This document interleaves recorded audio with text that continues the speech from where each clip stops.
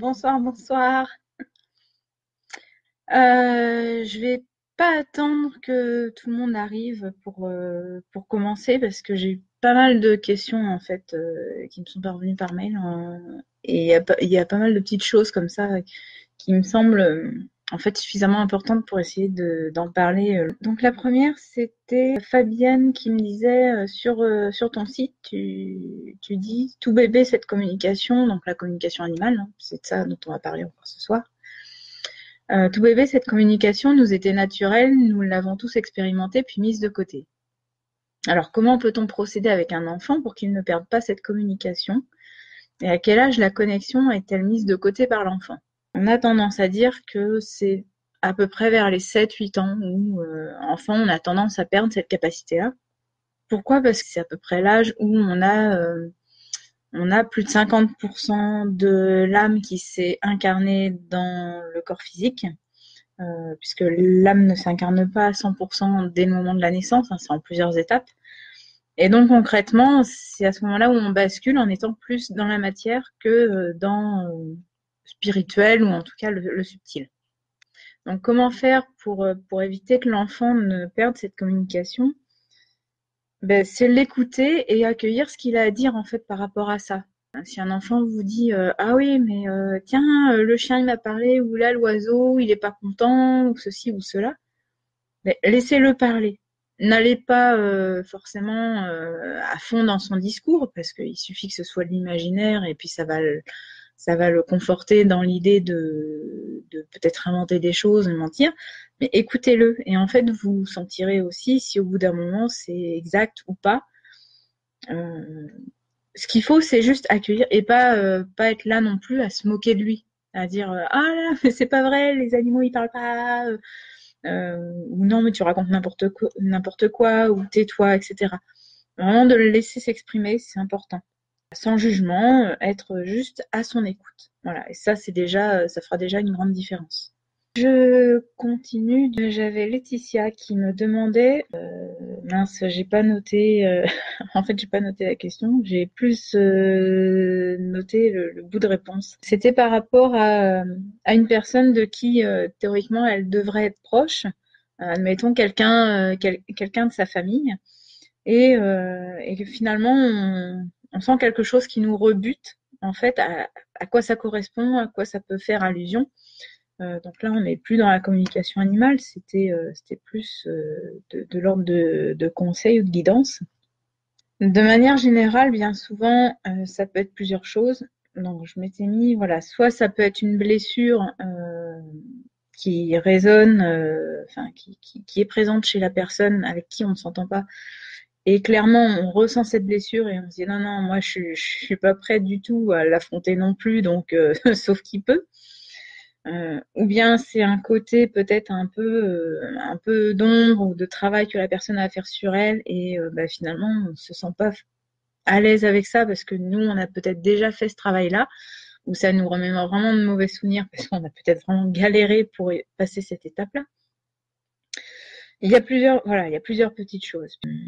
Après, ça peut être aussi que la personne puisse être polluée par un défunt ou parasité, et c'est ça que l'on ressent. Du coup, ces vibrations étant plus basses, ben, ça peut nous mettre un gros décalage par rapport au nôtre et on ne se sent pas à l'aise. Enfin, il y a différents cas pour lesquels, effectivement, on peut ne pas se sentir à l'aise avec une personne, ou tout simplement, ça peut être karmique. Voilà, quelque chose, il y a eu une crasse de fait entre vous deux, et donc cette crasse qui a été faite, elle n'a pas été correctement réglée. Et ben, on va recroiser cette personne-là de vie en vie jusqu'à temps que effectivement on puisse mettre un point final calmement et sereinement en fait entre les deux protagonistes. Rappelez-vous juste, voilà, c'est le conseil que je donnais aussi, c'est rappelez-vous juste que vous avez fait ce choix d'incarnation d'être en présence ou à côtoyer cette personne-là. Donc clairement, c'est pas pour rien, c'est soit pour agir au mieux par la suite, il vous faudra identifier et analyser quelles sont les blessures que vous avez cernées chez cette personne-là, ou quelle est la part d'ombre qui vous embête un peu, etc. Enfin, identifier, c'est vraiment la première chose à faire. Et en fonction de ça, vous saurez si oui ou non vous êtes capable de passer outre ou pas. Troisième question que j'avais, c'était Alexandra qui me disait concernant un animal décédé, en fait, elle me disait une amie de ma mère m'a dit qu'elle l'avait fait monter. Du coup, je m'interroge, au vu de ce que tu m'as apporté comme nouvelles informations, si les animaux montent directement, ce dont personnellement je crois profondément, sur quoi a-t-elle agi? L'a-t-elle fait monter vers la lumière directement sans passer par le plan de transit? Et dans ce cas, ce n'est pas naturel. Je crois que tu n'étais pas vraiment en phase avec les passeurs d'âme. Personnellement, j'avais peur que notre tristesse la bloque, mais j'espère qu'elle est montée selon les lois de la nature et que rien n'a forcé la chose. Donc je remets un peu vite fait dans l'idée. En fait, quand un animal décède, donc quand l'âme elle quitte le corps physique, donc clairement le corps meurt, mais l'âme elle est encore là. Donc l'âme va monter et va être prise en fait instantanément en charge par des entités référentes de l'autre côté, du monde des animaux. Et donc on n'a pas d'animaux perdus en fait. Ça n'existe pas. C'est-à-dire autant chez les humains, oui, on peut retrouver des amérantes, autant chez les animaux, clairement, j'en ai pas vu, et on me l'a dit là-haut, on m'a dit ça n'existe pas. Pourquoi? Parce que c'est l'ego en fait chez l'humain qui vient un peu changer la donne et faire que des fois on est un peu trop rattaché au matériel ou à certaines personnes en disant tiens lui il m'a fait des crasses, je vais lui pourrir sa vie, etc. Ou non, j'ai pas fini de régler tel problème, ou il faut que je reste à ses côtés, etc. Enfin, pour multiples raisons, on va faire le choix de rester et au final après on n'a plus le chemin qui s'ouvre à nous et donc on est un petit peu perdu, c'est ce qu'on appelle les amérantes. Contrairement aux animaux qui, eux, n'ont pas cette possibilité-là. En fait, ils accèdent directement sur un plan de transit. Alors, ça doit mettre grand maximum 10 minutes entre le temps où l'animal décède et le plan où l'âme arrive sur le plan de transit.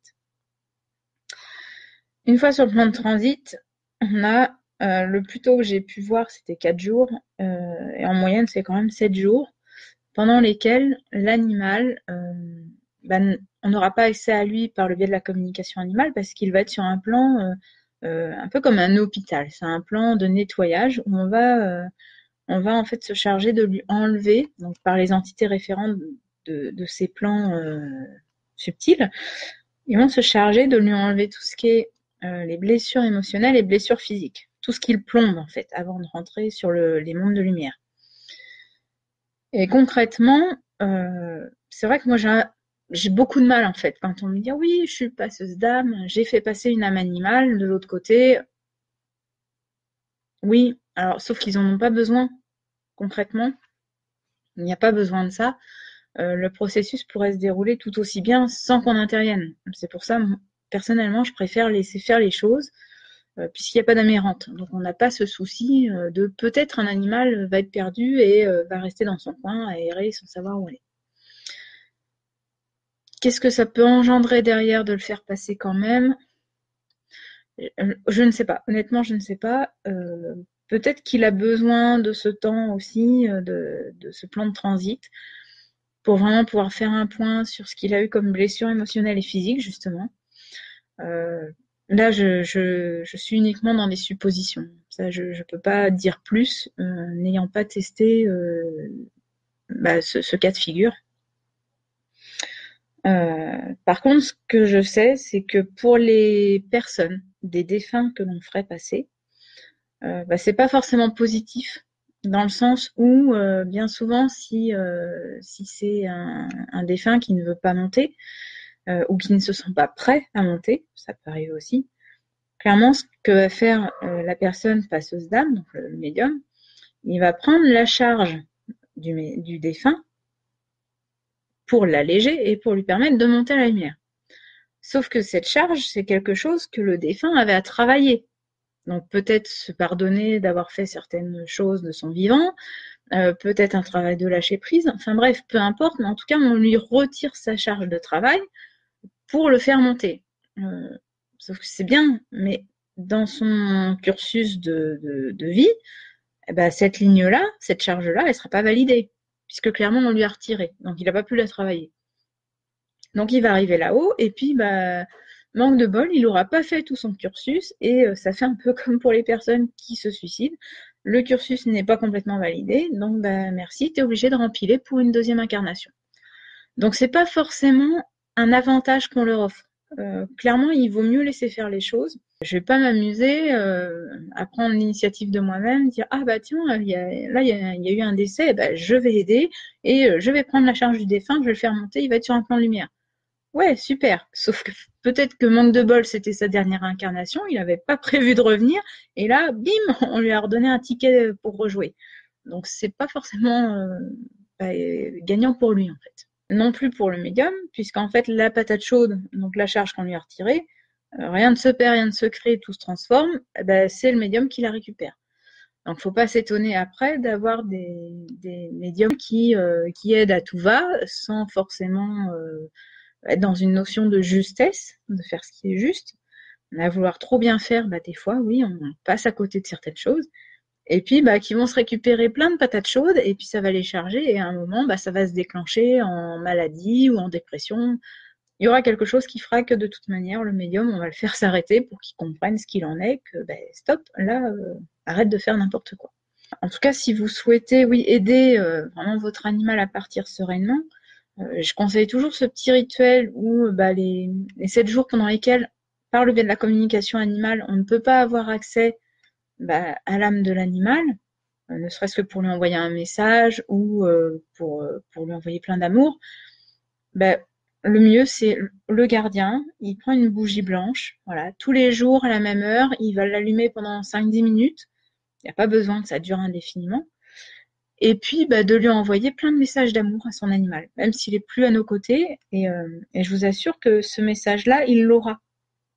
Il l'aura, il va capter tout ça, parce que le lien d'amour existe toujours. Et concrètement, là, ça vaut une bonne dose de communication entre vous et l'animal, et c'est du direct. Donc, clairement, il recevra 100% de ce que vous lui direz. Après, Ploufinou, peut-on faire des bulles de protection comme pour nous, comme préconise Serge, pour les protéger quand ils vont dehors? Donc, bulle de protection, page 333 du premier livre de Serge. Hein. Les miennes, je les laisse en liberté. J'ai toujours fonctionné comme ça, c'est-à-dire bulle de protection sur mes minettes. Et clairement, comme ça, je sais qu'elles sont protégées pendant 3 heures. Et je vais terminer sur la petite question de Marina. Bonsoir, allez-vous bien? Vous allez bien? Ouais. Ouais, ouais. Bon, après, comme beaucoup, hein, j'ai mis justement le petit article du blog.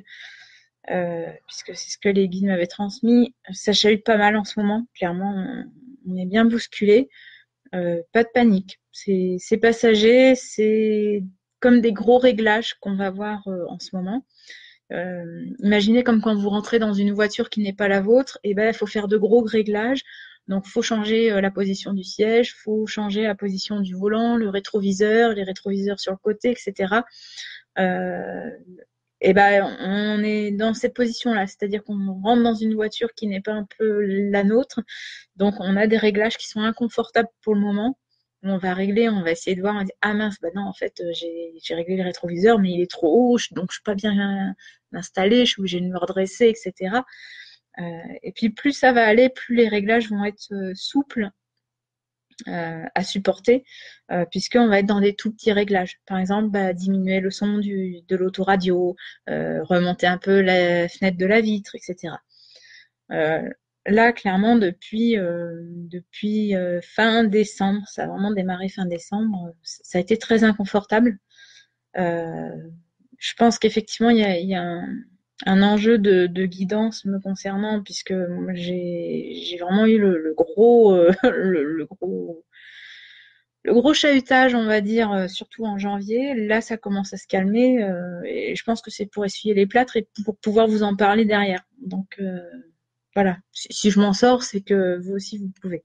Profitez bien de vos animaux, surtout s'ils sont un petit peu patraques, etc. Enfin, voilà, c'est un conseil parce que ça fait une semaine qu'il y a une vague de départ qui commence et c'est assez impressionnant en fait. Donc, ben, je sais pas jusqu'à quand ça va durer, jusqu'à combien de départs il va falloir que j'essaye d'accompagner les gardiens en question, mais je prendrai le temps toujours. toujours. Ça, pour moi, c'est important.